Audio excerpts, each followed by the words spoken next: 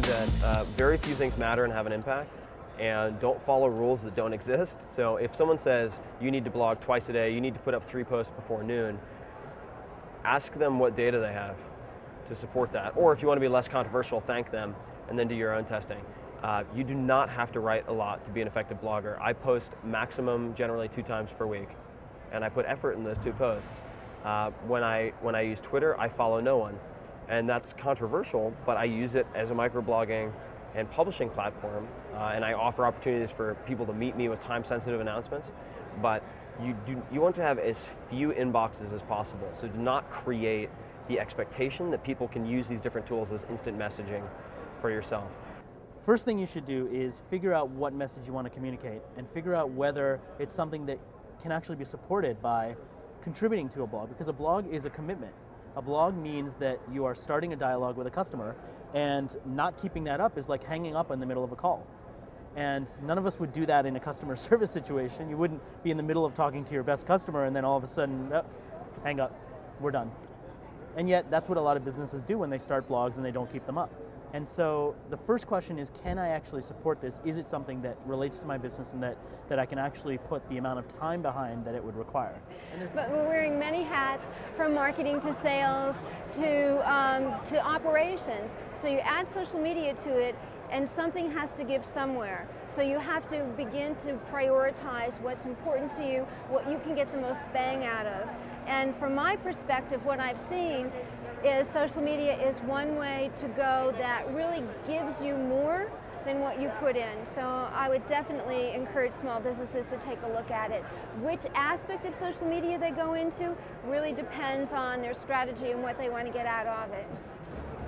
It's difficult. I would say that people like Gary Vaynerchuk talk about the fact that if you're not in the trenches more than 3 hours a day, responding, commenting, answering, having conversations with prospects, but community, then you're not doing service to your business. Well, social media is a way for you to communicate with zillions of people out there, and it's not easy, and it does take some time, and I would recommend that people spend about 2 hours a day focusing on taking advantage of those social media networks out there. And it may even make sense to do some paid advertising on them. It's pretty inexpensive. I think at Facebook, for example, a paid ad is about 80 cents a click, depending on your product. It may make sense because you get to very much target it to the demographic, the age, keywords, in a way that we've not able to before.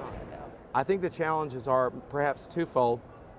One is resources. If you're a small business, small business owner, you're probably already wearing 6 or 8 hats. You're the marketing department, you're the PR person, you're the whatever, you may, clean the break room for all I know.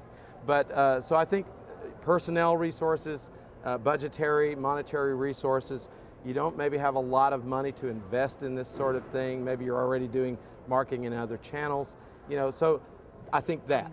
We try and encourage our small business clients to A, if they're passionate about it, they can talk about it. B, you have other employees in the organization usually, and get as many people involved in the blogging as possible.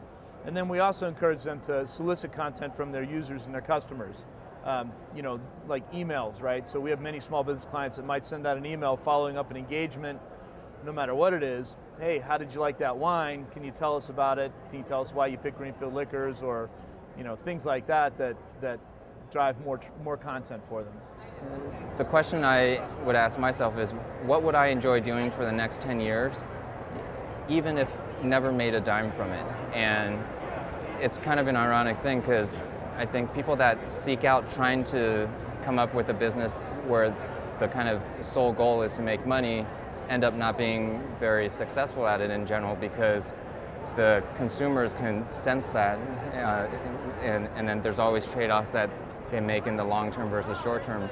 And on the flip side, if your goal isn't to make money, but instead is just to do something you're passionate about or create a great product or service, consumers can sense that as well, and kind of ironically, it ends up being something that actually is worth a lot of money.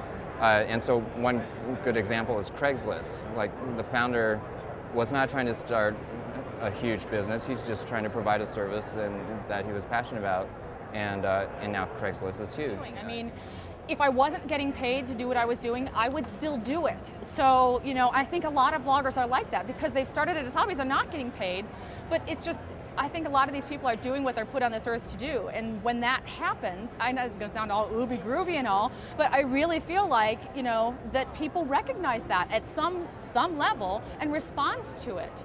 So I truly think that's probably one of the biggest keys to success, is that I feel like I'm doing what I'm put on this earth to do with my site, which is really enabling people to start their own businesses and extract themselves and have that work-life balance because they can these days.